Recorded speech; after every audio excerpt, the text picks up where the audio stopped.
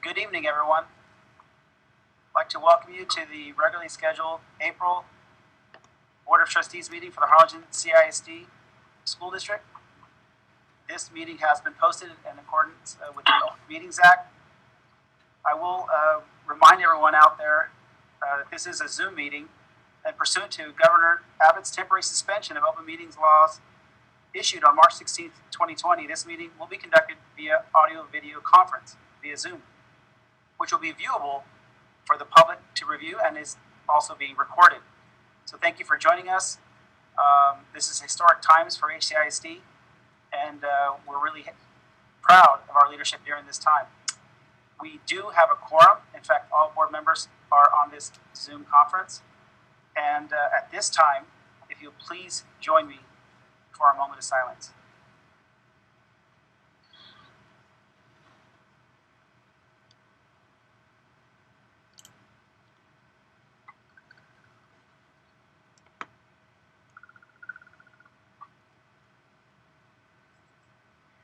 Thank you very much. Now, I didn't want to scare everyone out there in the audience, but although Dr. Cavazos and Shane Strubart, they're actually at the HCISD World HQ, the World Headquarters. I'm in my office, as you can tell, although I do have the gavel, but I didn't want to bang it down and scare everyone, so I just want to make sure that you all know that this is official. So thank you all for joining us. At this time, I'll call on Mr. Shane Strubart, if you would please lead us in the Pledge of Allegiance. Thank you, Mr. President, trustees, administration, live audience, Dr. Cavazos. Please rise for the Pledge of Allegiance. I pledge allegiance to the flag of the United States of America and to the republic for which it stands, one nation, under God, indivisible, with liberty and justice for all. Thank you. You may be seated.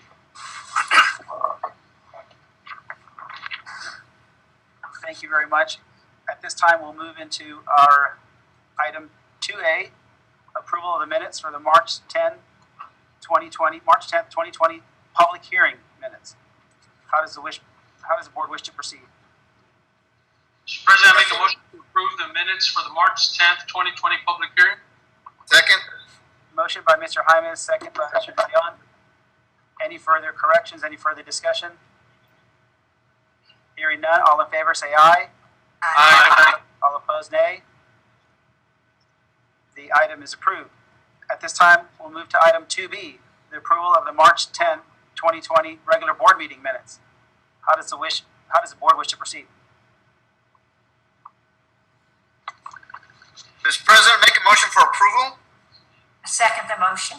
Motion by Mr. Dodon, second by Ms. Fleurier. Any corrections, any further discussion? Hearing none, all in favor say aye. Aye. Opposed, nay. The minutes are approved. Item 2C, the March 20th, 2020 emergency board meeting minutes. How does the board wish to proceed? I move that the minutes be approved as submitted. Second the motion. Motion by Mr. Power, second by Dr. Muniz. Any further discussion? Hearing none, all in favor say aye. Aye. Opposed, nay. The minutes are approved. At this time, do we have any public comments for agenda topics, Dr. Cavazos? Mr. President, no public comments were submitted. Thank you. And item 4, do we have any public comments for non-agenda topics, Dr. Cavazos? Mr. President, none were submitted. Okay, thank you. At this time, we'll move to item 5, the consent calendar. We can approve the consent calendar in total. I do wish to pull out 2 different items, and we can vote. We can discuss those and vote on those separately. So let's pull out items 1 and 2, the Teacher Appreciation Week and School Lunch Hero Day. Aside from those 2, we'll discuss those next. How does the board wish to proceed with regards to the consent calendar? I move for approval of the consent calendar as submitted. Second. Motion by Mr. Power, second by Dr. Reininger. Any further discussion? Hearing none, all in favor say aye. Aye. Aye. Nay. consent calendar has been approved. At this time, we will discuss and approve and consider approval of the proclamation for Teacher Appreciation Week. Dr. Cavazos. Mr. President, board members, audience, and senior team, there is not a more important time than to pause and recognize the heavy lifting that's being done by every one of our teachers throughout the school system. We, as an institution and a public ed system, had to pivot to a virtual learning platform, an online, offline. Never before has there been an illumination of the economic divide and the digital divide that exists in our state of Texas and throughout the country. Our teachers have done an incredible job. Teacher Appreciation Week should not be a week, but should be from here on forward, because they are in fact doing an incredible job. I think it merits and it welcomes us to read the entire proclamation in their honor. And so, whereas teachers make public schools great, they open students' minds to ideas, knowledge, and dreams. And whereas teachers keep American democracy alive by laying the foundation for good citizenship, and whereas teachers fill many roles as listeners, explorers, role models, motivators, and mentors, and in this case also as counselors, and whereas teachers provide so much to our students, inspiration, motivation, and ultimately their futures. And whereas teachers change the lives of millions of children every day, and their work and impact extend far beyond the boundaries of the classroom. Therefore, be resolved that we, the members of the Board of Trustees of HCISD, proclaim May 4th, 8th, 2020 as Teacher Appreciation Week.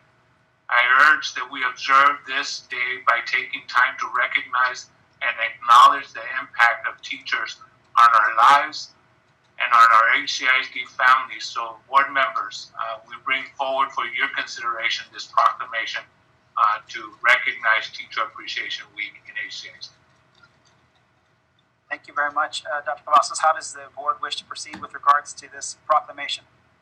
Mr. President, I make a motion to approve Teacher Appreciation Week for the week of May 4th through May 8th of 2020. I second. Motion by Mr. Jaime, second by Ms. Fleury. Any further discussion? Mr. President, Mr. De Leon, please. this is Javier De Leon. I just want to add that teachers, they definitely, just like Dr. Cavazos said, has stepped up to the plate. No one expected to be in a situation that we're in 5-6 weeks ago. It's been a challenge, but I tell you, the teachers have been amazing. And I don't know if a lot of people in the community know that teachers are working from 8 in the morning to 8 o'clock at night. They're on call 24 hours a day, and they're happy with it. They step to the plate. They take this job seriously. It's a family. I can tell you, I've talked to so many teachers throughout the community that they're reaching out to their kids in the classrooms. They're talking to their parents. I mean, they're closer than they've ever been with their students. And I haven't heard any complaints. I haven't heard any situations of anything but positive. So I do want to just let everybody that's listening, my colleagues, administration, know that first it starts from the top with our great superintendent and his administrative staff. But I tell you, the teachers are the lifeline. They're the operational of this, and they've really done an amazing job. And I can tell you that every single board member thinks the same way in terms of how highly we have them. We've got the best teachers in the whole state of Texas. And so I just wanted to say my 1 cent on this, and I'm just very lucky to know so many great teachers and how dedicated, how sincere they are with everything and anything that they do. And they're working very, very hard every single day, probably harder than they've worked when they were working in the classrooms. But that's okay, because it was a new challenge. They took that challenge to heart.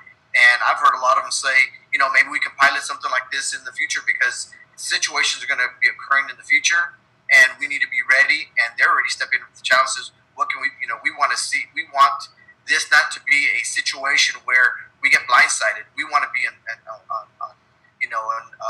of the game. And when they're talking and I'm listening to them, I'm hearing Dr. Cavazos. I'm hearing the administration. So, Doc, kudos to you. They're drinking the Kool-Aid and they believe in what your message is, and it's showing with all the great things that are happening. Thank you. Any other board member wish to? Mr. President, just really quick, we reiterate obviously what Dr. Cavazos and Mr. De Leon just said, but during times like these, you always, you can watch the news, watch commercials, any medium you choose to follow, and you always see the word hero come up. People always step up in time of need. People always step up when there's a catastrophe, when there's a crisis. And our medical doctors have received that very deserving title as they are on the front lines. But we must not forget that, as we continue to teach our students, as we continue to keep public education alive during these times, our heroes are those teachers that are in those front lines, that are making sure that the instruction continues, and then making sure, as Mr. De Leon said, sometimes working till 8 p.m., sometimes even later. Parents have stepped up to fill in at home, but sometimes they work during the day and don't get home till later in the evening, afternoon and evening hours. So definitely, they probably wouldn't call themselves heroes, but as I said, we must not forget that the teachers, our teachers at Harlingen and everywhere across the world are definitely in the front lines of keeping public education alive, and they deserve this week now more than ever, and definitely the title of hero. Thank you, teachers. Very well said. Ms. Fleury, did you have a comment?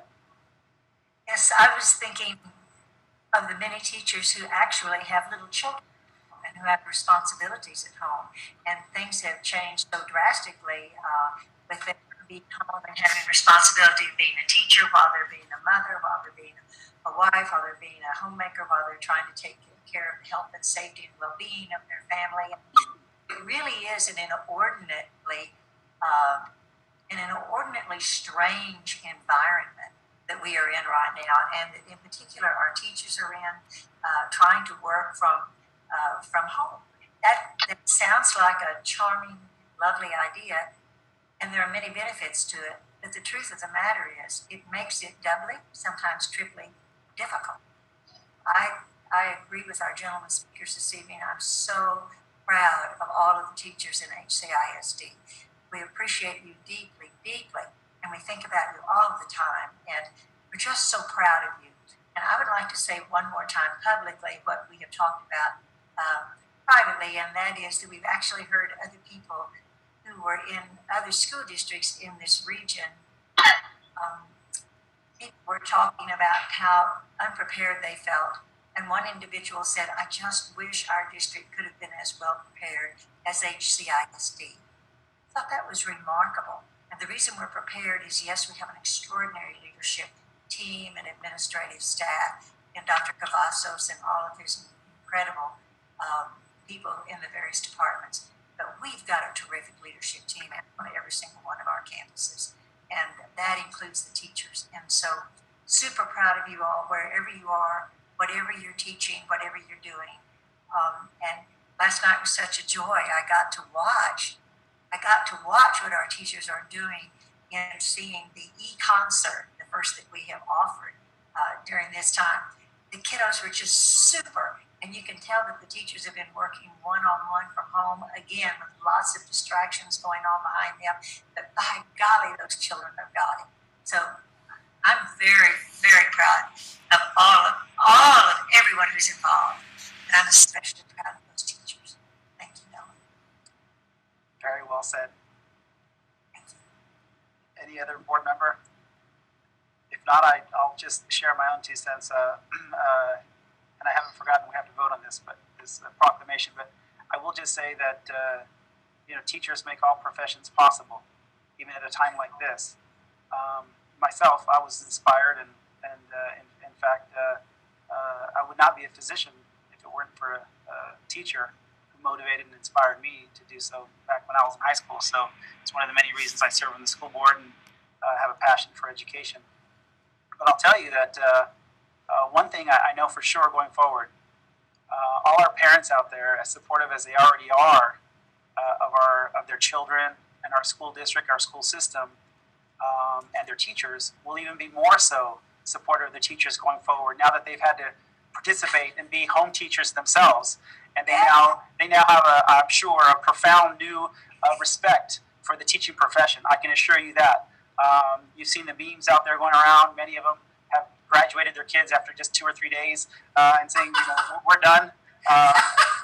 But I can assure you that going forward, I think that many people will have a profound new, respect, for the hard work, for the love, for the passion the teachers put into their job every day, even at a time like this when it's moved to online learning. And I can't tell you how proud that we all are as a board, Dr. Cavazos, to your senior team, to all the principals out there, for really rolling out the online learning and the continuation of instruction in such a seamless fashion. It just seems as if we were preparing for this for months, because the communication was excellent, the community was well informed, there was no panic, everybody knew what they were supposed to do. I know it wasn't easy, but you guys sure did make it look easy. And we're just very proud of the continuation of the online instruction, because actually, for those graduating, like my daughter Natalie, guess what? The online learning is going to continue for the foreseeable future, and it's changed the entire educational landscape at all levels, and rightfully so, because now it's the time. This is actually going to provide another opportunity to create more alignment in all of our educational systems at all levels. And I think that this type of crisis can do that. And organizations like HCISD have stepped up to the plate and adapted and overcome. And actually, we're going to not only survive, but we're going to thrive through this crisis. So I'm very proud of what we're doing. I can't wait to see the new ideas of the design teams going forward after this crisis, after this online learning period that we're in. I can't wait to see what happens with our design teams going forward, Dr. Cavazos. So just throwing that out there. But in any event, thank you for our teachers. And at this time, we do have a motion and a second. At this time, we'll vote on the item. All in favor, say aye. Aye. Opposed, nay. And the motion passes. Thank you. At this time, Dr. Cavazos, I'll ask you to present the proclamation for School Lunch Hero Day. So, two fundamental duties that the school districts and school communities had. One was continuation of instruction, and the other that we had to pivot was curbside meal service. There has been a lot of conversations about whether we should or should not be serving meals, but just to give you an idea, today we serve for today and tomorrow. We bundle the meals for 2 days, and collectively distributed almost 20,000 meals. And so if you think about that, there's a lot of people that have to make that happen. And so other heroes in our school system is the child nutrition department. From teachers to administrators to child nutrition, they've been in the front line, what I call, during this humanitarian crisis. We have to continue to feed our kids. We are 80% economically disadvantaged. Texas Department of Agriculture requires us to have certain documentation, and parents have to have documentation of some sort. Otherwise, the children have to be in the car. And so we are working diligently to make certain that we account for our kids in our HCISD families as we distribute the meals through curbside.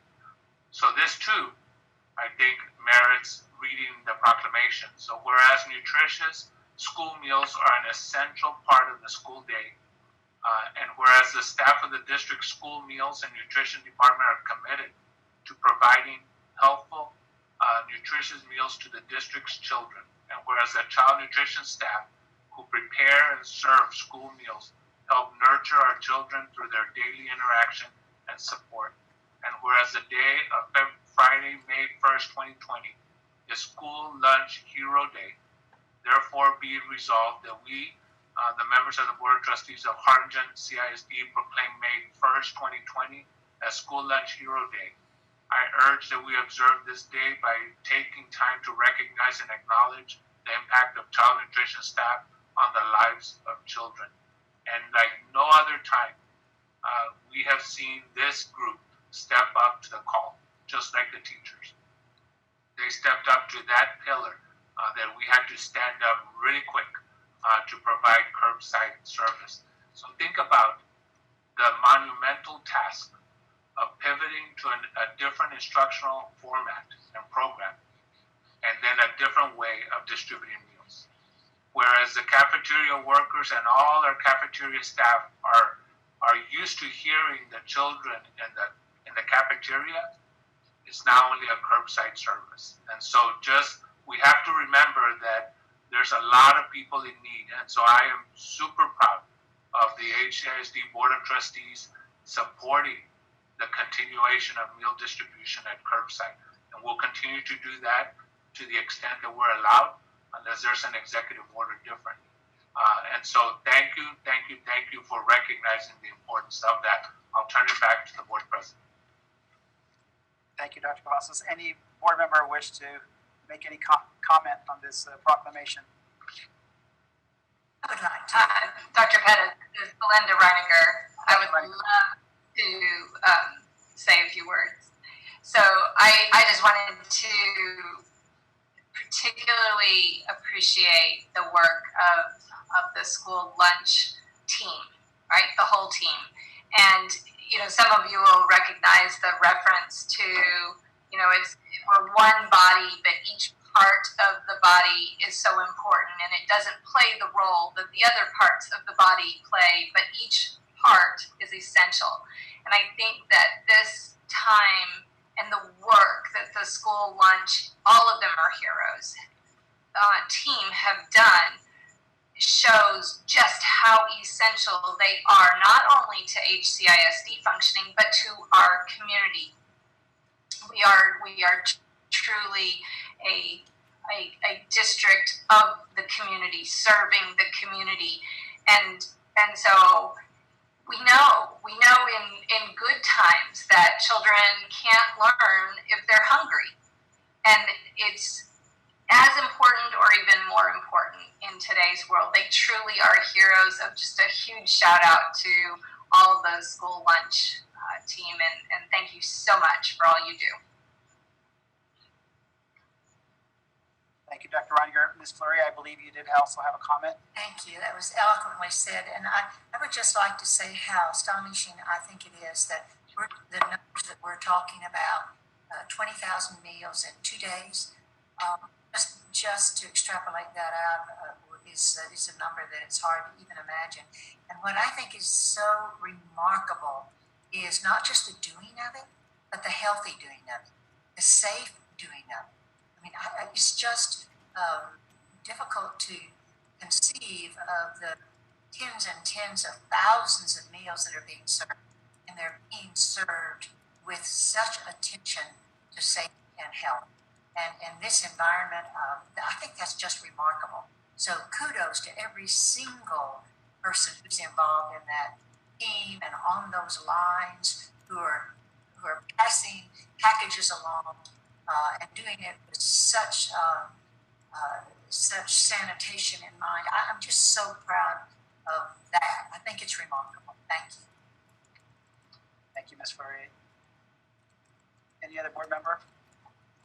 If not, I'll just add that it just shows the love and compassion that we all have for our students and their families. This is really a humanitarian mission, and it's so important. We all hear stories of how many students and families don't know where their next meal is going to come from, and this is very true in our region, and it's so important that we continue to provide these services to the families. And so very proud of the district for doing this. There are many that aren't, chose not to. And I'm so proud of this board and the superintendent and your senior team and the entire nutrition department for stepping up to the plate, because it is so important that we provide nutritious meals to our students and their families. this is a time when they need it now more than ever. With the food insecurity, with the economic impact of this pandemic, this is so important for our community to not only survive, but to thrive and to do well. And I'm just so proud of the work that the district is doing with this regard. So thank you, Dr. Cavazos. Thank you to the entire nutrition team and to each campus who's doing the heavy lifting. As Dr. Reininger said, the teams that are actually delivering the meals are very important. And this is really, really, really as important, I believe, as the online instruction. Thank you very much. So with that, we have a motion and a second. We don't have a. We don't have a motion yet. I apologize. How does the board wish to proceed? I wish to move that the School Lunch Hero Day proclamation for May 1st, 2020 be approved. Second. Motion by Dr. Reininger, second by Mr. Jaimes. Any further discussion? Hearing none, all in favor say aye. Aye. Opposed, nay. The proclamation is approved. Thank you. At this time, we will move to the next item, which is item 6A, discussion, consideration, and possible adoption of resolution delegating authority regarding grading and class rank. Dr. Noyola. Thank you, Mr. President, board members, Dr. Cavazos, senior administration, and audience. As you will recall, on March 19th, Governor Abbott issued an executive order effectively closing all schools in the state of Texas. So based on that order, our district mobilized and began the implementation of continuity of instruction. Today, we begin our 4th week of school closure. And we don't necessarily know what the foreseeable future looks like. So with that thought in mind, we have been evaluating the impact of the school closure on our students. As we reflect on our partnership with Holsworth, one of the things that they continue to remind us about is the role that equity plays in the academic success of students. So as we evaluate the impact through that lens, there are really some inherent inequalities, not just for HCISD, but really for our entire state when it comes to student access within the context of continuity of instruction. When we talk about things like the digital divide, we have done tremendous work in trying to get as much technology into the hands of our students, but there is still some discrepancy with technology. And then secondly, when we think about the instructional support, as you just finished talking about the role that our teachers play, they are putting in long hours providing that instructional support to our students. But regardless of that work, as much as they do for our students, we know that there are some inequalities in the instructional support that our students are receiving while working from home. So based on those 2 items, and a few others actually, we feel that it's in the best interest of our students that we temporarily adjust our local policy provisions regarding grading and determination of class rank. And through the resolution, request the granting of our superintendent authority related to the interpretation and the implementation of those local policies during this period of closure due to the COVID-19. So as we work through this resolution, through feedback from throughout the district, we are making a recommendation that is found on page 2 of the resolution. And so I'll just give you a little bit of information regarding that. So in HCISD, we award grade points each semester based on the semester grade the students receive. So grade points for the first semester have already been awarded. So this resolution really focuses on second semester, in particular the spring 2020 semester. And so through this resolution, we are recommending that grade points be awarded based solely on the 3rd quarter grade. So as we look at this recommendation, seniors will see no impact on class rank as it relates to local graduation honors. That has always been our process for graduation honors for seniors, that we look at grades through the 3rd quarter. So we are not seeing any significant impact with that or as it impacts students as they apply to their various colleges. When we talk about the rest of the classes, our freshmen, sophomores, and juniors, We feel this recommendation would not disproportionately impact any group and really was the most equitable way to address all of our students. As such, administration is recommending that approval brought before you this evening. Thank you, Dr. Noyola. How does the board wish to proceed? I move for approval as recommended by staff. Second. A motion by Mr. Power, second by Mr. De Leon. Any further discussion from the board?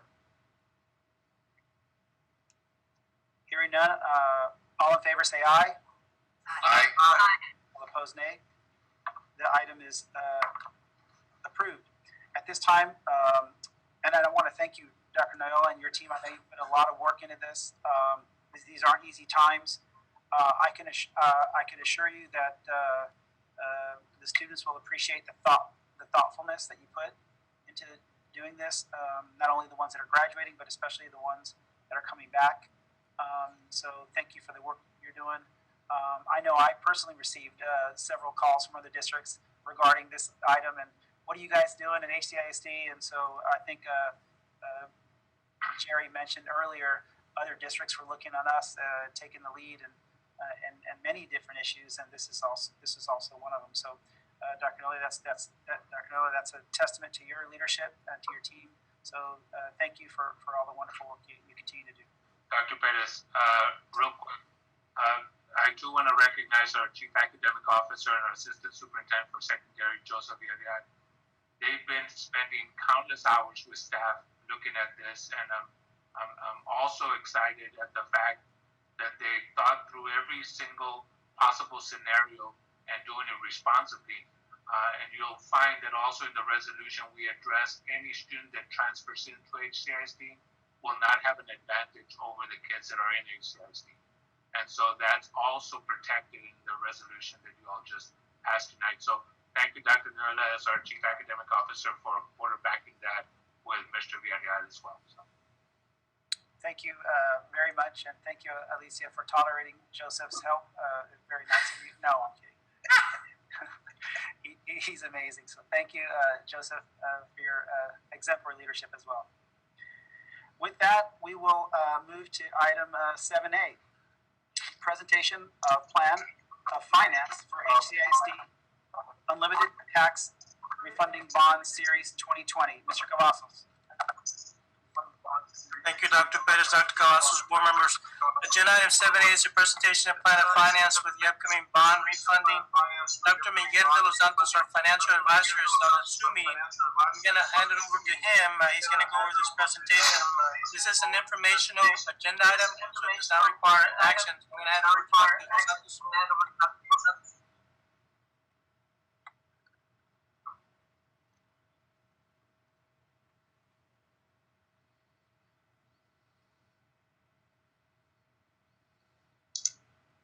That is correct.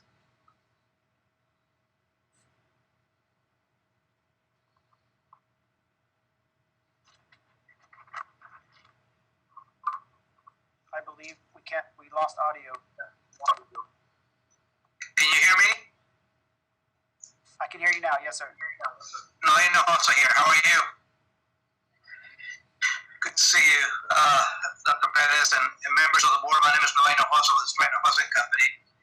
Miguel de los Santos must be lost somewhere in the sky, but thank you for allowing me to jump in, I guess. Basically, the item that is before you is just a presentation of a plan of finance that consists of having reviewed your debt portfolio of the school districts over the last 3 or 4 months, and we can't thank you enough for giving us the opportunity to represent you at Harlingen ISD as your financial advisor. Some of you may know that you have about 120 million plus of debt outstanding, and basically we're looking specifically at some bonds that were issued back in 2010 for a total amount that is currently outstanding about $74 million. Some of you have probably seen your 401ks or retirement accounts dropped in value since this crisis began, and know to no fault of yours in your investment portfolio, the fixed income side, the treasury market, the municipal bond market, has also had its struggles. In fact, our market about 3 weeks ago, the municipal bond market, shut down entirely to where basically no bonds were being bought anywhere in the nation. This crisis caught a lot of municipal investors with large amounts of municipal bonds in their warehouses, in their closets, and they couldn't find enough liquidity to the point where we got not only Congress injecting capital into the industry, but also the Federal Reserve. Having said all that, in the last week or so, we began to see a little bit of light. If you go over to page 2 in the presentation there, that you may have in front of you, I don't know, Julio, if you have that for the benefit of the board, but if they have hand copies, Yeah, let me share that. You'll see. Let me share the screen for that, the PowerPoint, sir. Yes, thank you. Page 2.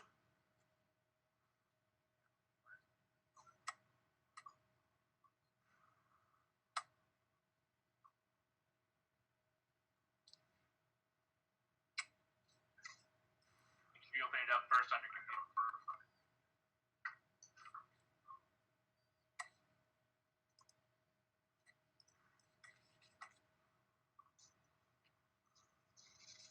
Can you see it? Not yet. There?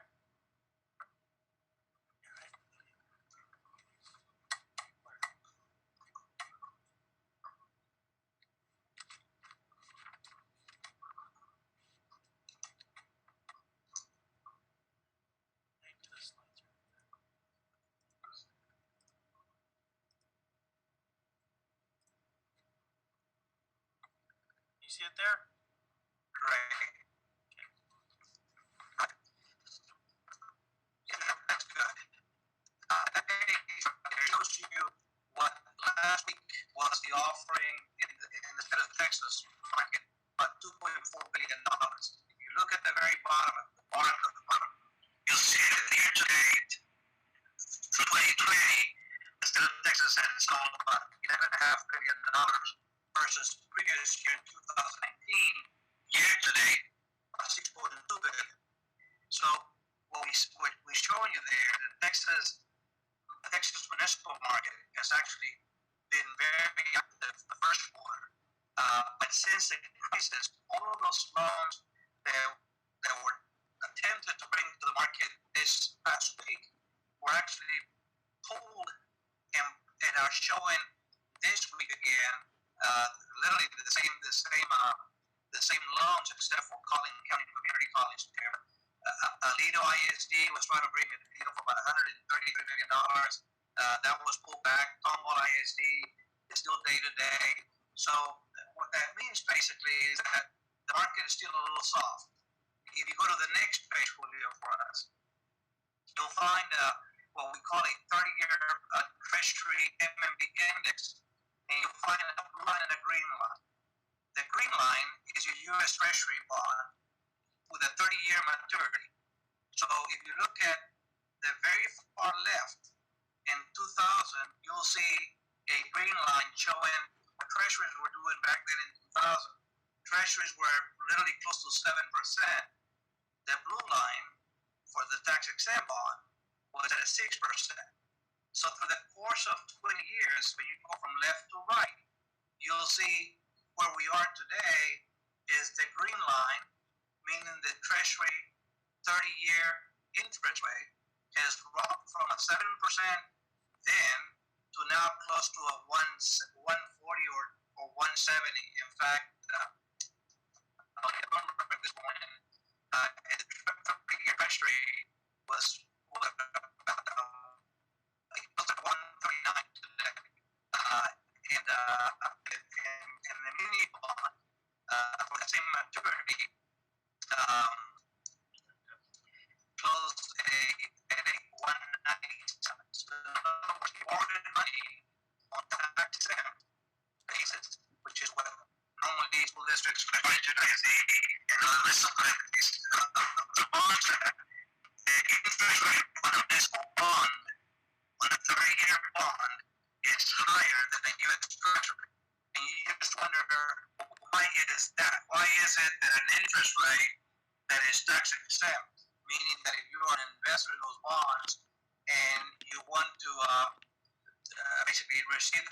income from the school district, why is that interest rate higher than at the Treasury? Considering that the Treasuries have taxable yields, which is basically what we're showing you in that green line at the very far right side. The green line has dropped so precipitously, and the blue line has gone up, and that has to do with how investors view U.S. Treasuries versus municipal bonds. Despite the fact that municipal bonds have tax income benefits, municipal bonds are perceived as a higher risk than a U.S. Treasury. So that is very unusual. The usual is when the blue line is strongly ahead of the green line. Having said all that, when we looked at your portfolio, if you go over to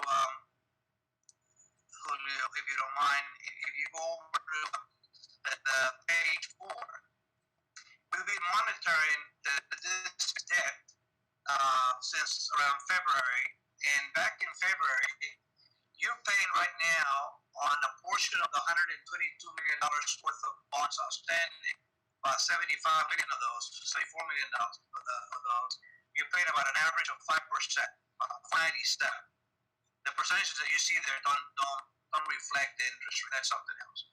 But basically, back on February the 11th, we could refinance that debt and save you an present value of $8.7 million. If you go over to the far right, on April the 8th, last week, we think that rates would have gotten you about $5.5 million on $74 million worth of bonds that we would refinance. Basically swapping all interest rates of 2010 with new interest rates. So what we're coming to you before you today is to give the staff authority to allow us to proceed with a financing that may take place in about a month or so. And hopefully we hope that as the crisis subsides, that the market, the municipal market, and the stock market will improve their top and their footing. So today we're coming to you with, if you could go over to page 5, you'll see that the reason why we're coming before you is that there's a portfolio of bonds. You got 5 loans outstanding, $122,170,000. $94,200,000 is what we call in our business callable. You have the option to swap, to take out those bonds and bring in new bonds. And that's exactly what we're looking at. Taking those $74 million, the ones that are highlighted in yellow, we will refinance them. And if you go to page 6, you'll see in the shaded light blue where we will take the savings on a future value basis, $6.9 million, and get you $5.5 million in present value. At the end of the day, what you're doing is you're refinancing bonds that are carrying an interest rate of 4.97 and replacing it with a 2.75 interest rate. That's as of today. Market literally daily is been fluctuating 8 to 12 basis points. Fortunately for Harlingen ISD, and for those of us who follow the markets closely, the fluctuations have been in our favor in the last 2 weeks. But it's still, the markets are real soft. And at that, I'll stop and entertain any questions you may have, or invite Mr. Dos Santos to jump in. On the other page that is shown there, you'll see that the savings are being scattered through the length of the current loan. We're not extending the loan, we're not shortening the loan. We're basically replacing with the same commitments that you made back in 2010. That we're doing the same thing. We just went out to 2040, and every year you'll be getting savings of about $345,000. So this is a very good slide to summarize. Again, as Mr. Nwasa was saying, the savings, the overall $6.9 million. The present value of that 6.9 is $5.5 million. So there's a savings of about $330,000 a little bit over $300,000 per year in potential savings that the district has in refunding these bonds. And again, this is an information item. We do have some action items that proceed to follow this information item. Be glad to answer any questions the board might have.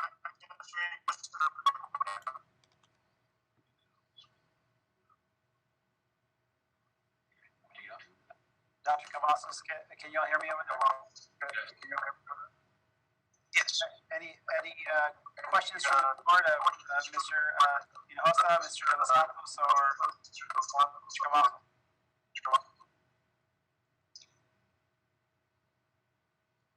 This is Belinda Running. Good presentation. As always, I truly appreciate the forethought that our administration takes in looking at our finances so carefully, looking at every opportunity. This is significant amount of money.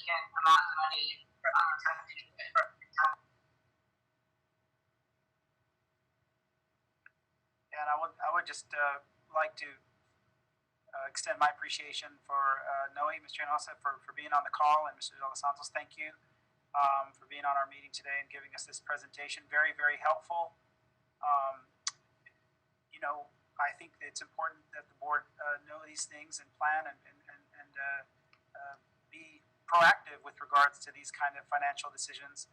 And so thank you for allowing us to do that. I wanted to ask you one question with regards to the market volatility. It sounds like things are may be improving in our favor. At what point do you think you'll actually, if the board approves the items today, at what point do you think from now until the time pull make the decision to refinance? When do you think is the right time? Is that just a day-by-day decision, or how do you plan on proceeding? Yes. This is Greg. I'm having a real hard time understanding. It's like there's an echo every time somebody speaks. They have a phone too close. Okay, so let me just stop. I had a real hard time understanding the presentation, actually. Mr. Hinojosa, your system is just creating a lot of feedback. Miguel, can you jump in there and see if you can finish the presentation for him? Because it's really real echoey and they can't understand what he's saying. I hate to ask this, but if Julio, if you could back up a little bit, some of the slides were really interesting, but I was having a hard time following. So he's going to bring it back up, Mr. Powers, while Mr. De Los Santos might weigh in because his connection is really bad. Dr. De Los Santos, go ahead and unmute Dr. De Los Santos. Am I audible? Yes, sir. Yes. Okay. Ms. Powers, any particular slide that we may want to look at? I want to go back to where you're talking about the changes in the rates over the recent two months. Yeah, right in there. What happens? Go ahead, please. Well, the next slide that Mr. Hinojosa was talking about right there, when we interviewed for a financial advisor with staff, this are the numbers that we presented to staff. This is what the market was dictating at that time. A gross savings of almost 14% on the $77 million. On the 12th, we were to meet with staff and we ran new numbers, and that's when the market really went wild. And there was a major drop, your savings were almost cut in half from 8 million to 4 million. Right before, last week on the 8th, we analyzed numbers again because we knew that the market had improved a little bit in our favor. And you see that the 6.15% interest, or rather savings on the bonds that you're refinancing went up to 7.5% on net present value savings. So all of the slides that he showed on what the market's been doing and the line graphs and so on, I think are kind of put into a package right here for you, showing how volatile it's been even between 211 and 312, and then against 48 within a 2-month period. Now, the numbers that are here that Mr. Cavazos included in the agenda in terms of savings, gross and present value and gross, the numbers that are here are as of April the 8th. You know, what happens in the next, when we do go out to market in 6 or 8 weeks, what the market will be, it could be better and it could be a little bit down. The order that will be before you by bond counsel, Mr. Matt Lee, you'll follow us. The order, we put in there arbitrarily a minimum of 4% savings, which would be a minimum of 4%. Generally in the industry, savings between 3 and 5% are good enough for us to recommend to our clients that they do the refinancing. This is an arbitrary number that we picked because of what the industry says, but you could say 4%, a minimum of 4%, 5%, 6%. That is a number that you can put in the order. That is how much savings do you want? And then we monitor the market for 6 months, up to 6 months, and pull the trigger whenever it is that that the savings is there that you want to get. Here, what you are taking out, the refunded bonds, is what is in your books right now, 74,515,000. When those are taken out with a new loan, with this refunding, in effect, you would have a new loan for $62,100,000. You would have less in your books than you have right now, and that is a function of premiums that your investors would be paying a lot more for. Instead of giving you $1,000 for a bond, they might give you $1,002 or $5 or whatever it might be. So as a consequence, you end up paying off a larger loan with a smaller amount in your books, and your savings be considerable to the point of $340,000 according to the numbers we presented of April the 8th. Now, there's one thing that Mr. Hinojosa did not address, and it's at the bottom of this page. When we look at your average annual savings of $345,000, I do want to express to the board that these funds are shared with the state. The state contributes about 36% through either IFA or EDA programs, and the savings, of course, the state will take their part, and the savings to the district, to the taxpayer, would be about $221,000 a year. That is an average of about half to maybe 2/3 of a penny on your tax rate or your INS tax rate. That is the summary page of actually what it is that the district will see. Should the district not do this transaction, if the district just says, well, let's just continue with the bond that we have, in effect, at the end of paying off the bond, the district would have paid an additional, in present value, $5.5 million, or in future value, 6.9. Those who would oppose this deal would be your current investors, of course, because they hold your bonds at 4.9% right now, versus the new interest rate that you would get in the refinancing, which would be 2.75%. I don't know if I answered your question. I'd be happy to take a shot at it if I didn't. That answered it. Thank you very much for going back over that. You're quite welcome.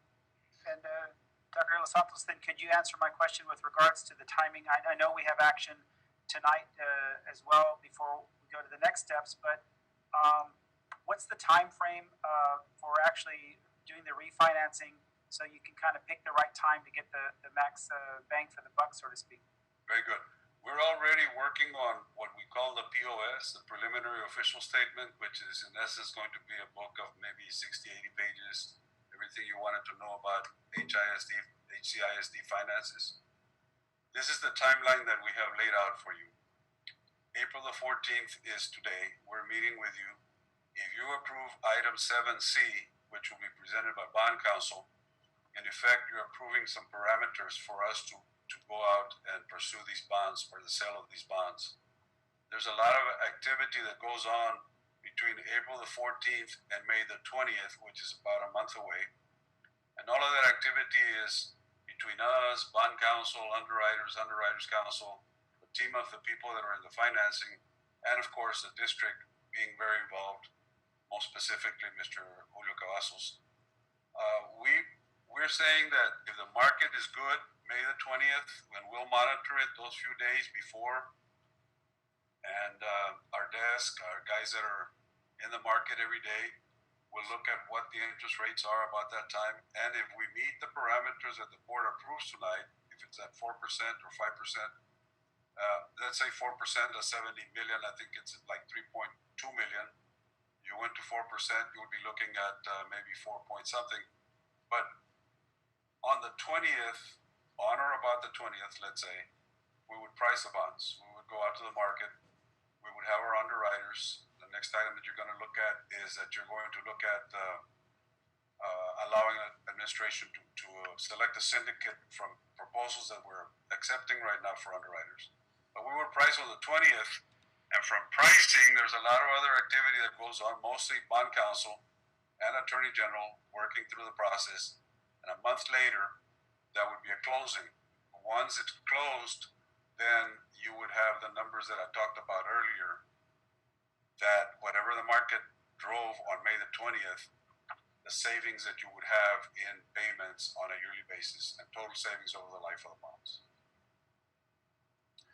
So 2 months from now, I would say, we would have a closing for you. So At what, that time, I'm sorry. what rate are you recommending to us tonight to try to calculate? We're speaking to you from a rate that was available to us, or that was the market drove on April the 8th. Right. So when I showed you the numbers and the savings, they were driven by numbers that we ran on April the 8th. On April the 8th, when you're managing this, and you'll take me back to the summary page. Dale. Next, right there. On April the 8th, the market indicated that for this particular sale, you would have a true interest cost, which is an average of the interest throughout the maturities of about 2.75. And what I said earlier, now this one is the fixed. This is what you have right now. These bonds are out there at 4.97. So on the 8th, it will be 275. If we say we sell on May the 20th, this 275 could be at 250. It could be at 3%. It could be, but that's not predictable until we actually go out to market. On the day that we go out to market, that is when we get this particular figure out there. And this figure will dictate the exact amounts that you're going to be saving. And they will vary from the 6.9 and the 5.5. Because unless the market is exactly 2.750 on May the 20th, or if May the 20th is a sell date. So Dr. De Los Santos, am I correct in saying so that May 20th is your estimate day of doing this? Let's suppose that it's the true interest cost is 3%. How much time do you have to sort of wait for it to maybe go down to a better rate of like 2.5 or 2.45? How much time do you have to wait for that best rate to maximize the savings that we can have for the district? You really don't. Once we're within the parameters that the board approves this evening, let's say the board says, okay, we want at least a 4% savings. You want 4% of $74,515,000. So you would be asking for about $3.2 million in savings. Just throwing out the 4%, you could say 5. If you said 5, you would be looking at maybe close to $4 million in savings. If you say 6, of course it would be higher, and so on. So once the board puts that interest rate in the order, the order is going to have some parameters, and bond counsel can explain them probably better than I, but it's going to have parameters. A minimum of X percent, or you could would set a figure, a minimum of X number of dollars that we want to save on this transaction. If if we say we're going to go May 20th and we're not within those parameters, we will not sell the bonds. Only when we meet all of the parameters that are in the order will we call your superintendent, your business manager, and probably they will consult with you, Mr. President, and you would say we're within all the parameters that the board approved on April the 14th. And if that is so, we pull the trigger. We don't have another board meeting. When you're approving the order, in effect, you're approving for us to pull the trigger for you when we're within the parameters. Doc, I have a question. Mr. President? Yes, sir. Go ahead. In fact, I was thinking exactly the way Dr. Bettis was thinking on this. You're saying there's various parameters, and I understand one of the parameters is going to be the interest rate. Makes sense. Is there a parameter in time, though? Is this board giving you 6 months, 4 months, or is it an unlimited amount of months? What's the parameter of time? You give us 6 months. It's a 6-month parameter. We would like to get about 5.5%, 5.5%, the savings. So that's a parameter that we're looking at. Julio, could you repeat that again, and then I'll ask you so we can be clear on that, and then I'll ask you to answer another question with regards to the items on the agenda tonight. With your recommendation that you're going to repeat to the board right now, but with regards to the items that we're going to consider and possibly approve tonight, will that be reflected in that so that we don't have to take further action going forward? Yes, it will. I mean, so we expect that is going to be higher. We hope the market continues to be on our side here the next couple of months. So we're looking at maybe about 5.5%, so we can move forward. Maybe 6%. So yeah, between 5.5 and 6. Mr. Powers and Mr. De Leon, and other board members, does that sufficiently answer your questions? Yes, it answers mine, because I would think that, I don't know, Dr. De Los Santos, if the country reopens for business, do you all anticipate these rates going back up?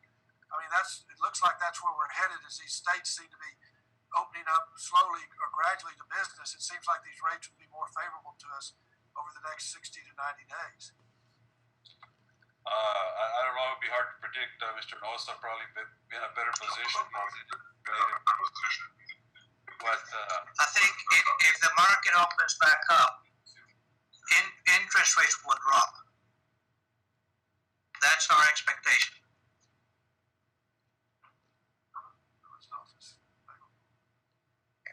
And that would be a good thing for us. Be very favorable. That is correct. It'd be very favorable, very favorable. That's correct. Awesome. Well, thank you. I don't have any questions. I don't know if the other board members do. Thank you. This was a presentation only, and again, I really sincerely thank our financial advisors for being on the meeting today. I know we'll have more communication going forward, a lot, of course, with our Julio Cavazos and our superintendent. But Dr. Cavazos, I would just ask you to sort of, keep us informed going forward. Not just me, but I think the entire board needs to get updates, however you wish to do that, because this is very important function for what we do, being financial stewards for the district, for the taxpayers. This is very important, so we want to make sure we get this right. And so, starting with our excellent council, with our financial advisors, and of course the best in the state, Julio Cavazos. So we're really lucky we have the right team here to tackle this. So thank you. And with that, we'll move to item 7B, consideration and approval for superintendent and chief financial officer to review responses to the RFP for underwriting services and select an underwriter syndicate to underwrite the Series 2020 refunding bonds. Mr. Cavazos.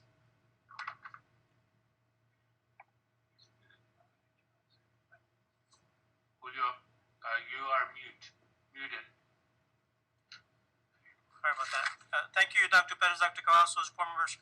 Agenda item 7B will allow us to solicit for underwriter services and select the underwriters that will help us sell the bonds. We expect to select the 3 or 4 underwriters. We recommend approval to move forward with this process. Thank you, Mr. Cavazos. How does the board wish to proceed?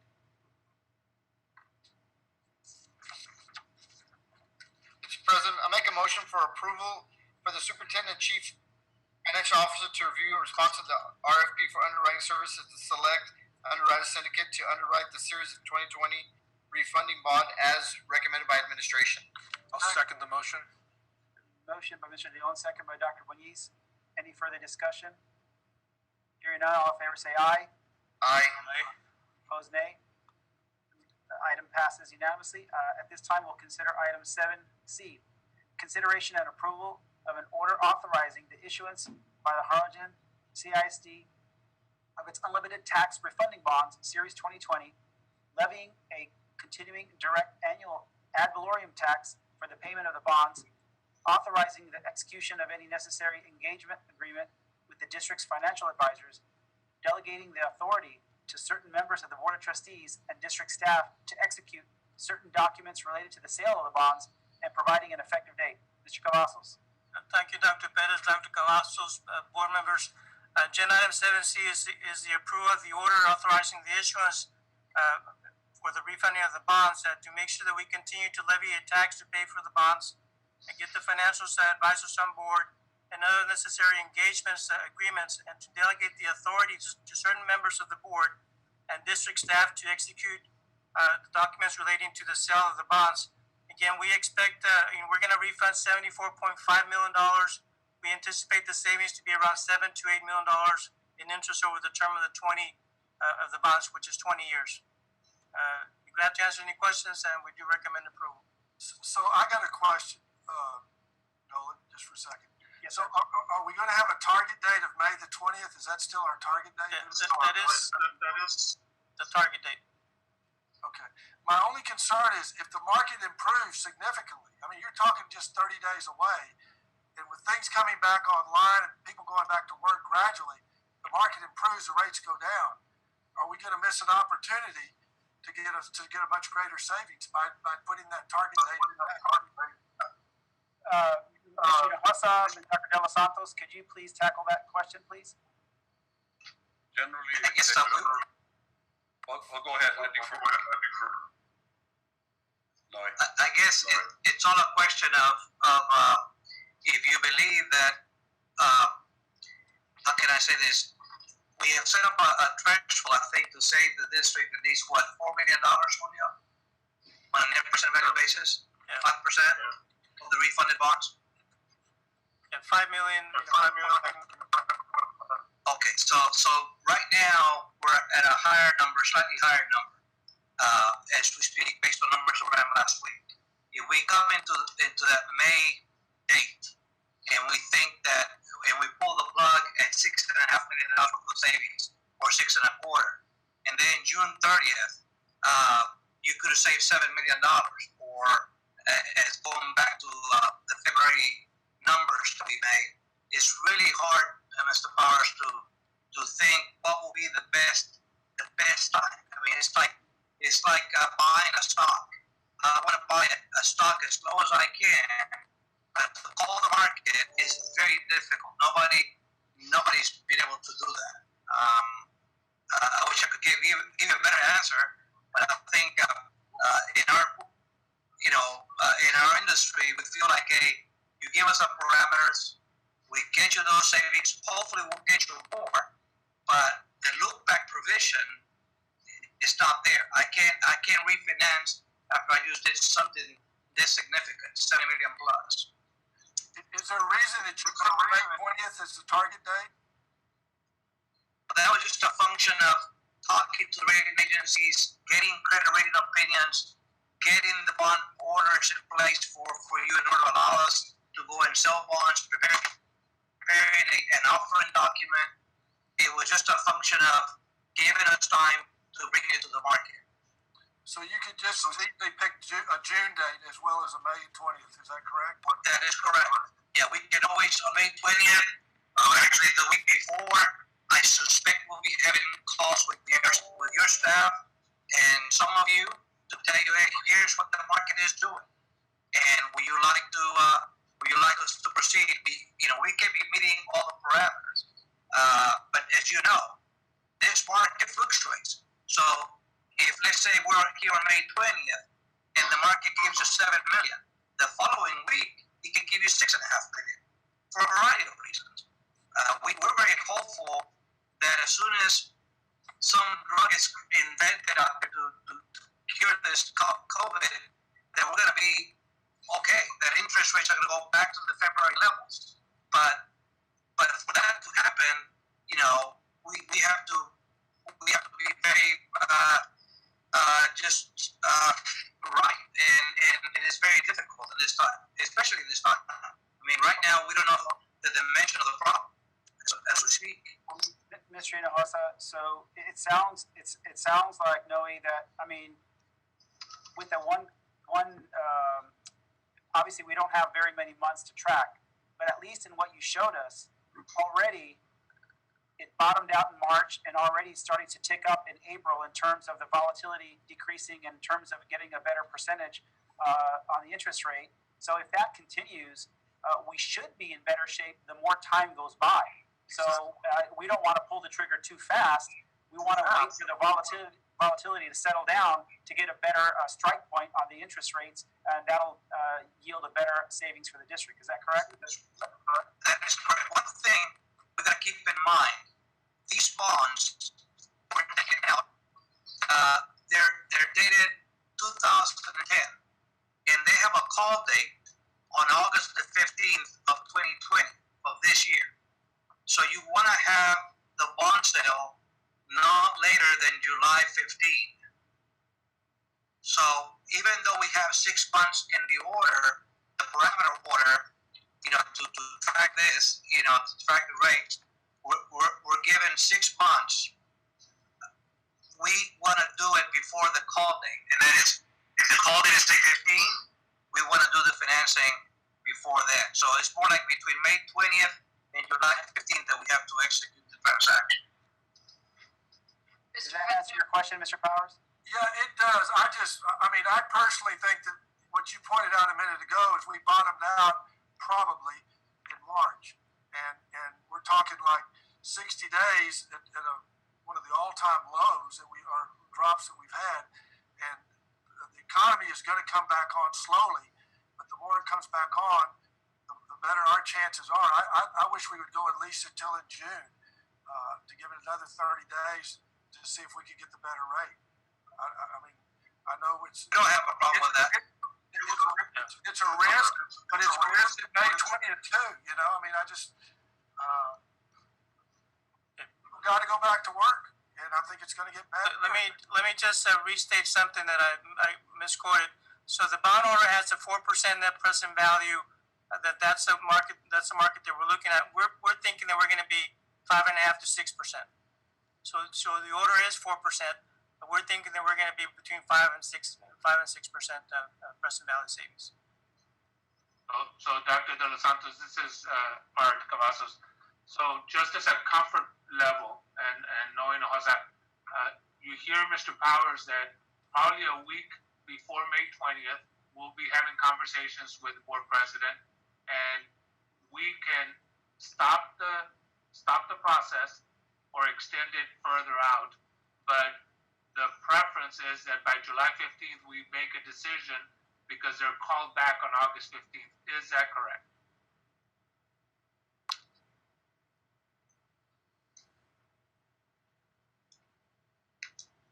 Yes, sir. Okay. So, Mr. Powers, May 20th is a date that's on the timeline, but if we, a week before, don't like the rate, we can say keep looking at the market up until July 15th, right? So it's built into where it's not a set, strong date on May 20th. I had a question on tapping into that.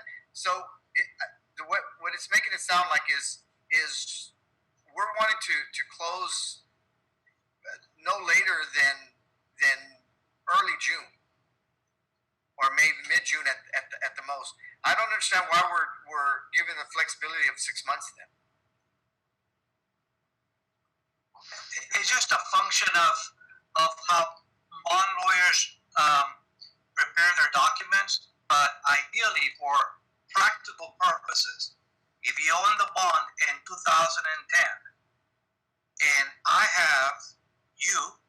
district has the right to pay off those bonds on July 15th, that is the trigger date. That's when you want to have your bonds closed, delivered by July 15th. Otherwise, we would have to wait till the next payment date, which will be, I guess it will be January the 15th. So it's, bonds get paid every 6 months. So it was just a function of having that latitude of 6 months, but at the end of the day, it's more between now and July 15th. And you want to have your funds on hand by the first week of July. So in order to get to the first week of July closing, we would have to sell, the second, third week of June, literally. Excellent. Mr. President, I have Dr. Reiniger? just one question, and it may be for Mr. Cavazos. The figures that we were seeing with the savings, etc., are those before any fees that were charged to do these transactions, or is it after fees? And obviously, I do really understand that these are all projections. I'll let Mr. Novoso, Dr. Dos Santos, those are before fees, right? It's after fees. All fees are paid. Yeah. Rating agencies, bond lawyers, underwriters. These are net numbers for you, net savings for you. And just on the timeline, this is not an unusual timeline that we have. Typically, when we do refunding, we do it in May, at the latest in June. So this is a typical cycle that we do refunding. We do pretty much once every 5 years. Again, the market goes up and down. It was pretty good in February, but since this happened, it went down in March. It picked up a little bit in April. We're hoping that it's going to pick up a little bit more in May. We don't know, what the future is, and we don't know where it's going to be in June or July. We don't know where it's going to be in May either. If I may, That's right. if I may, what the board would be approving in the next item, if you choose to do so, would be what's called a parameters order. And in that parameters order really is what you're giving your administration or whomever you appoint. Generally, it's a superintendent, a CFO, maybe the board president, to work closely with us as your financial advisors when we meet all of the parameters. The parameters would be, Mr. Cavazos suggested 5.5% savings of refunded bonds. So if it's 5.5, if we're within the 6 month period, if we, there's one other, but the most important one is a 5.5, then you're authorizing us, by approving the order, you're authorizing us as a team to pull the trigger if we're within those parameters. So it's a parameters order that you would be approving. The only thing that we would do as financial advisors after we pull the trigger, and we wouldn't just pull it, we'd have a conference call with the superintendent and your business manager, your CFO, and whomever else they want to involve in the call, and say, hey, the parameters are all in line. This is a savings. It's within what you agreed that we wanted to save you. Do you authorize us? And you give us a verbal, and we go through the process of going through. We come back to you the next board meeting and report to you exactly what the savings were and what the interest rate was and the new debt that you have, the old debt that you have off the books and the new debt that you have in the books, but all within the parameters that you approve this evening. Mr. President Perez, and this is for my colleagues, Dr. Perez and Greg Powers. I think I feel comfortable, and I had those same concerns. I mean, jumping a little too early, but what I feel comfortable is that Julio Cavazo and Art Cavazos is in that circle, and so nothing's going to be moving forward without Julio and Art being a central part of that. And the reason I'm saying that is because I want clarification and confirmation as if that's a true statement. That's correct. And if that's a true statement, then I think Julio and Art knows exactly the sentiments of the board and how we've done in the past and what our needs and wants are. and I feel comfortable with Julio and Art. No offense to anybody, but it's as long as they're in the circle of all this, I personally feel comfortable. And we've been looking at the market as well, Mr. Leon. So we're monitoring that. We think that we can be at a certain savings, and we'll work with a financial advisor, hopefully, to get us pretty close to that. Let me ask one more question. Mr. Hinojosa, did I hear you or understand the latest we could go out would be the first or second week in June to meet the July deadline? Otherwise, we'd have to go to January. That's right. So we could get maybe 1 or 2 more weeks. Pretty much. Okay. Yes. Thank you very much. Yes. Mr. President, would you like me to make a motion? Please.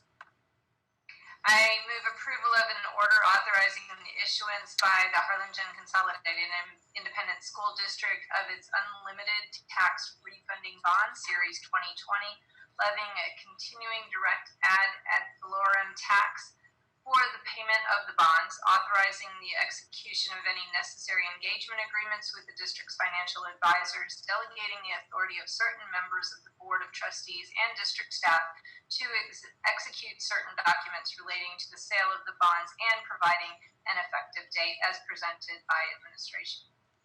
Second. Motion by Dr. Reiner, second by Mr. De Leon.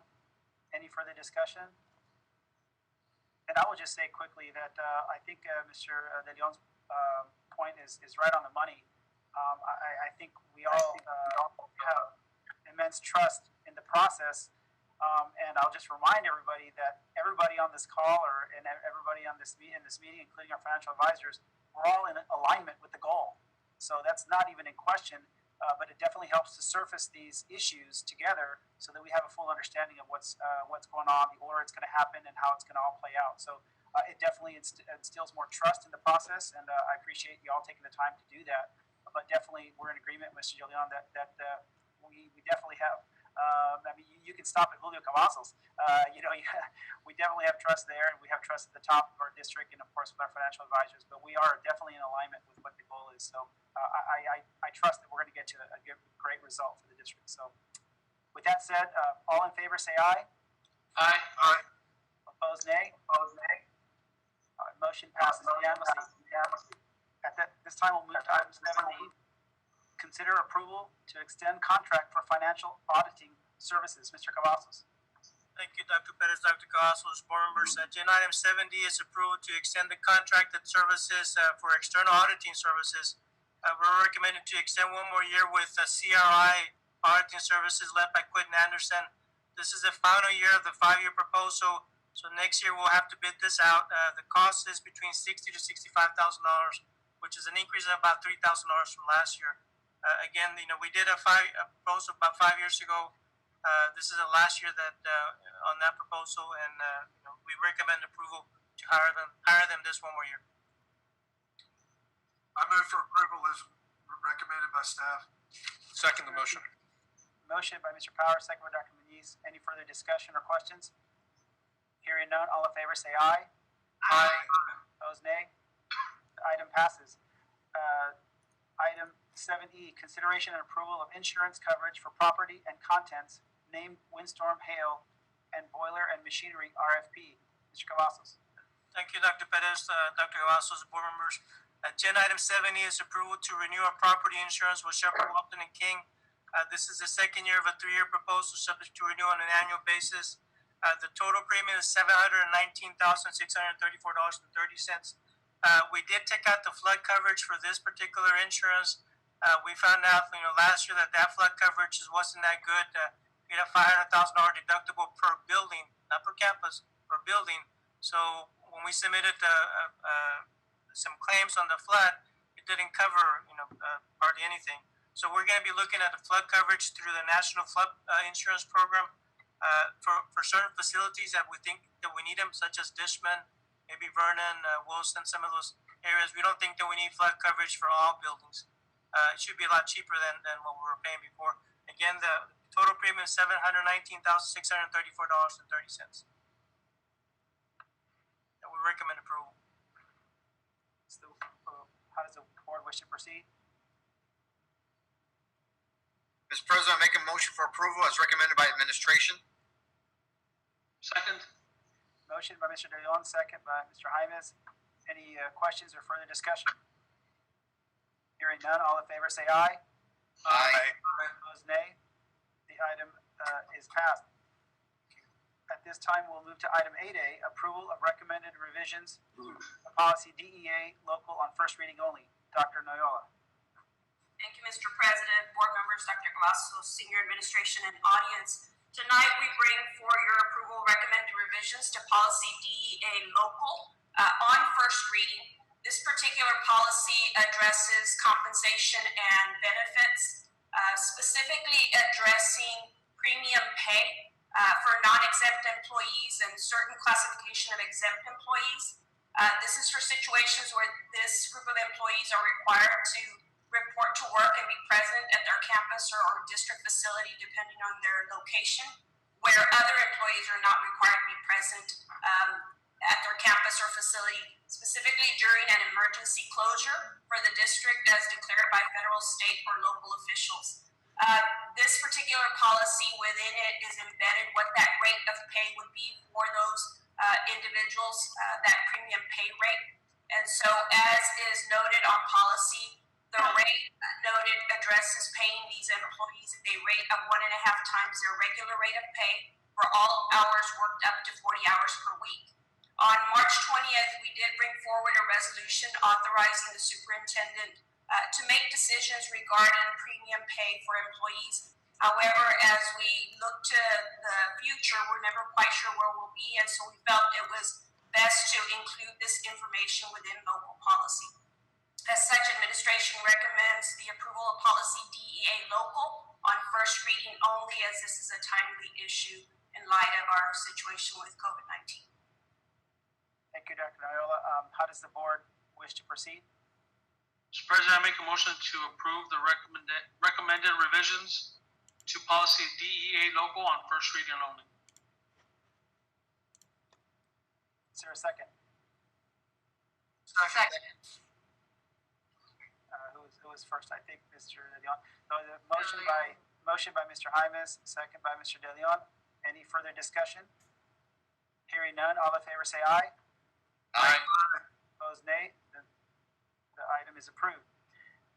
The next item, approval of contingency betterment fund change order number 3 for the Treasure Hills Elementary Phase 1 additions and renovations. Mr. Oscar Tapia. Yes, thank you, Dr. Perez, Board President, members of the board, Dr. Cavazos. This is an item that we discussed at the Facilities Committee meeting last week. It's the change order for the Treasure Hills Phase 1 project for various items, 15 individual items that total $330,454.68. We recommend approval as discussed at the Facilities Committee meetings, and I'll entertain any questions at this time. Thank you, Mr. Tapia. Do I hear a motion? Mr. President, I'd like to make a motion for approval of the contingency betterment fund as presented. Second. Motion by Dr. Medina, second by Mr. Powers. Any further discussion? Hearing none, all in favor say aye. Aye. Opposed, nay. The item is approved. Next item, approval of final construction payment to Rio Roofing, Inc. for the Lamar Elementary and District Operations Rio Roofing Upgrades Project. Mr. Tapia. Yes, thank you, Board President Perez, members of the board, Dr. Cavazos, and colleagues. This is also an item that we discussed at the Facilities Committee meeting. It's a final payment to Rio Roofing for the Lamar Elementary and District Operations Roofing Project. This final payment is in the amount of $29,644.89, and this will close the project out. So we recommend final approval and release the payment. Any questions? Mr. President, I'd like to make a motion for approval of the final construction payment to Rio Roofing as presented. Second. Motion by Dr. Medina, second by Dr. Reininger. Any further discussion? Hearing none, all in favor say aye. Aye. Opposed, nay. The item is approved. At this time, Mr. Tapia, will you please give us the Facilities and Safety Committee report? Yes, Board President Perez, thank you, board members and Dr. Cavazos. On April 7th, we did hold a facilities committee meeting. The first item we discussed was the presentation and update on the COVID-19 update. Dr. Alicia Noyola presented the district's response to the COVID-19 and its transition to a remote school model. The presentation dealt with two basic areas: the district's continuity of instruction and the continuance of the child nutrition and meal provisions. So we discussed the meal distribution process, the personal protective equipment that we're using, the physical and social distancing, and checking employees' temperatures, things of that nature. Also, how parents could collect their meals for their children using a certain system, and as well as our modified lunch distribution schedules were all discussed. And we also presented facility access procedures for our campuses and locations and hours of operations. And in conclusion, Dr. Noyola presented thinking about the future and ordering essential supplies for the ongoing program, and of course thinking into the future, into the summer and into the fall months, to make sure that we have sufficient inventory for products such as personal protective equipment, paper products, sanitizers, cleaning disinfectants, and other such type equipment, and that we should stock for inventory to prepare in case the coronavirus continues for the long haul, or if we have a recurring event in the future at some time. We also discussed several TRE projects. We got updates on the TRE projects, phase 1 and 2. Phase 1 is nearly completion. We're working on punch list, and phase 2, we're bidding it out, hopefully awarding it in the May board meeting. We went over the phase 1 and 2 for Vernon World Language Academy, and the phase 3 is going to be bidding and also targeting a May 12th board award target. We discussed the status of the golf skill station and the status where we are with Peacock construction, just minor punch list items pending. The ongoing multi-purpose building with the new wall panels and painting to the mini gym. We discussed the marquees that we've awarded, although the project's on hold due to the contractor putting a self-imposed closure on his business until the pandemic crisis the orders are lifted. I do have one correction on that. I had mentioned 2 marquees for the PAC, but we're just going to do one. The main marquee on Wilson Road.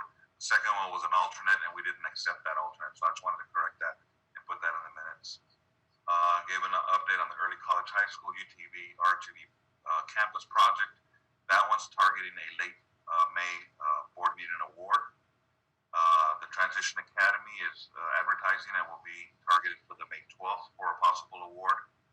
And then I went over the change order that we just approved for Treasure Hills and the final payment for Real Roofing for the Lamar District operations, which we just approved as well. And Julio Cavazos gave a construction funds report, financial reports, and then we adjourned. This time I'll turn it over to our facilities chair, Mr. Powers, if we have any questions for him or for me. Mr. Powers. I just want to, are we muted? Yeah. You're good. I just want to compliment Dr. Noyola and her staff for an outstanding presentation. I think every member on the board was at our first Zoom committee meeting. I do want to encourage the public to go to our website to look at the meeting. It's extremely informative of all the efforts and the skilled personnel we have in this district and the protection they're providing for our employees, our students, and the services that we're still providing to all of our students in the community. Great job, Dr. Noyola and your staff. Oscar, your staff, despite all the circumstances, is continuing just to keep everything going. Treasure Hills is proceeding, and the other projects are looking really good. So thank you for all your hard work. May I ask a question, please? Ms. Fleury, please. Yes. Could you just share with us a little more information about the change order, please, in regard to the Performing Arts Center Oscar in terms of not having the second marquee? And I thought that I recalled that was the marquee that was going to be listing a lot of the information about upcoming events. And so if A, is that the case? And B, what do we intend to to do about covering that kind of information, if anything, please? Yes, the big marquee, the main marquee facing Wilson Road will do, it'll serve many purposes. It'll be advertisements for the PAC events, but we can also do district-wide events and then promotions and marketing on that sign as well. The back one was way behind in Chester Road. It was going to be a smaller sign, like a small elementary, and we think the big one up front can handle both. And in the future, if we want to go back and revisit that, we can. Right now, we're just recommending the main big one. No, it's fine with me. I was just, I just wanted to be certain that everyone involved in the decision making was pleased, thinks that that will be adequate. Certainly, it would be the one I think that would be more viewed by the public. So the intention is to do just the one large one at this point. That's correct. Okay, thanks. Mr. President, Dr. Weeds, please. if I may make a couple of comments, just wanted to emphasize what you mentioned earlier about the presentation by Dr. Nyola. Amazing presentation, and also want to make a comment regarding Dr. Cavazos, his team, senior team. They quickly did an amazing job. I mean, also want to point out Shane Strubart and his team. The reality is that at the top level, we can be making decisions all day long, but if we don't communicate that to the appropriate people, it doesn't happen. I'm getting messages on a consistent basis regarding COVID, regarding changes for my student, one of my students. You know, it's amazing. Without that communication, this all falls apart. So I cannot thank you enough for doing such an amazing job. You guys have been amazing. I think our parents are realizing, wow, how they probably don't even know how we're doing this. You guys are just doing a great job. So thank you, Dr. Nyola, for the presentation.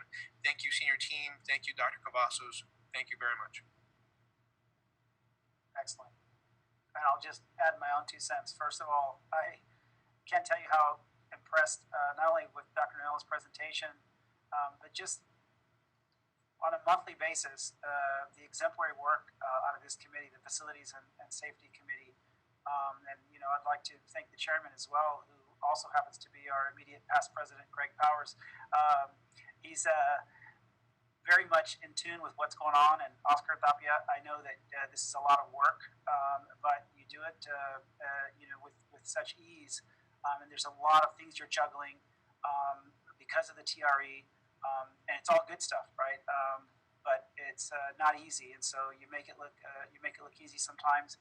But I really appreciate all the work you're doing, and again to the entire district, very important online instructional services that we're providing, but very important meal services, and we're doing it with such love and caring and compassion, and it's really felt by the entire community, and especially keeping our staff safe, keeping the community safe, our children, our students safe. So I couldn't agree more with what my colleagues have said. Thank you again on behalf of the entire community. Thank you for your countless hours, for your leadership, and for taking the time to get all the details right. So really appreciate it. And with that, we'll move on to the next item, the school board continuing education report. Dr. Cavazos, are the board members in compliance with the continuing education requirements? As all the board members are holding their breath, Mr. President, they all have met the required training, so we're very proud of them. As you saw in one of the emails that I forwarded, they're now moving to online training, as you can imagine, with everything closed down. So we'll start a new year, but everyone met the required training. Congratulations. Awesome. Thank you very much. And at this time, we'll adjourn to close our executive session pursuant to Texas Government Code and the Open Meetings Act for the following purposes: discuss recommendations regarding employment of the renewal of educators and professional contracts for the probationary term and other contract employment for 2020 and 2021 year. At this time, I will just remind the board, you don't need to do anything. You'll remain here on this Zoom call and executive session. And I want to remind the community and the public who may be on the Zoom meeting as well, please give us about 15 minutes. In about 15 minutes, we'll come back on and we'll take any action on items discussed in executive session. So at this time, thank you. We are now in, I'll use the gavel, we are now in executive session. So we're back in open session at this time. We do have one item, item 12A. Dr. Reiniger, do you have a motion? Actually, before that, I will have to read my, since there's specific language involved. Do I hear a motion that the board renew the probationary term and non-Chapter 21 employment contracts for teachers and other professionals as recommended by administration, and that the board employ those employees under the appropriate corresponding contract for the 2020-2021 school year as discussed in executive session? Yes, I move that the board renew the probationary term and non-Chapter 21 employment contracts for teachers and other professionals as recommended by administration, and that the board employ those employees under the appropriate corresponding contract for the 2020-2021 school year as discussed in executive session. Motion by Dr. Reiniger. Do I have a second? Second. Who was that? Mr. De Leon? That was No, it was Eladio. It was Eladio. Okay, sorry. Second by Mr. Hyman. Sorry. Any further discussion? Hearing none, all in favor say aye. Aye. Aye. Favor nay. Motion passes unanimously. And at this time, thank you guys. The meeting is adjourned.